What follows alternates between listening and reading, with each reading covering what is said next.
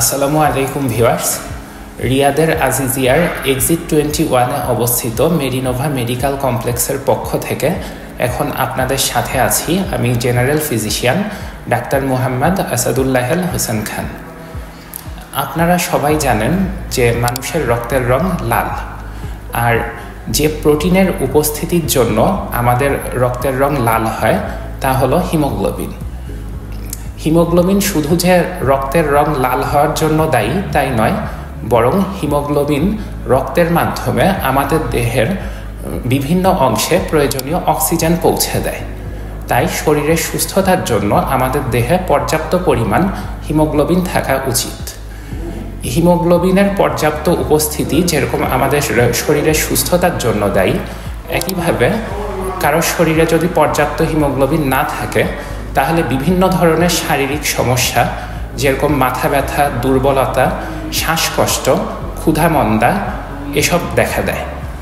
তাই শরীরকে সুস্থ রাখার জন্য, শরীরে পর্যাপ্ত হিমোগ্লোবিন রাখার জন্য আসুন জেনে নেই 4টি উৎসের কথা, যেগুলো থেকে আমরা আমাদের শরীরে হিমোগ্লোবিনের পরিমাণ বাড়াতে পারি।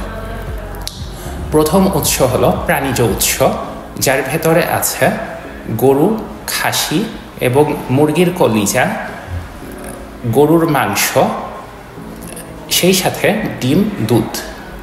দ্বিতীয় উৎস হলো ভিটামিন সি সমৃদ্ধ খাবার, যেমন কমলা, লেবু, টমেটো, স্ট্রবেরি এবং গোলমরিচ। তৃতীয় উৎস হলো রঙিন ফলমূল এবং সবজি, যার ভেতর আছে ডালিম, আপেল, লাল আঙ্গুর এবং বিট, ব্রকলি। চতুর্থ উৎস হলো সামুদ্রিক মাছ। এই খাবারগুলোর মাধ্যমে আমাদের শরীরে পর্যাপ্ত হিমোগ্লোবিন রক্ষা হয়।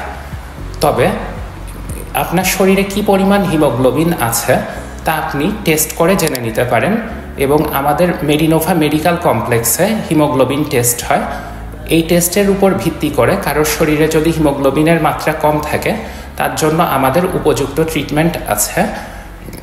তবে একটি বিশেষ পরামর্শ আমি আপনাদের সবাইকে দিতে চাই, তা হলো চিকিৎসকের পরামর্শ ব্যতীত আপনারা কখনোই ফার্মেসি থেকে হিমোগ্লোবিন বাড়ানোর ঔষধ খাবেন না, কারণ এতে স্ট্রোকের ঝুঁকি থাকে।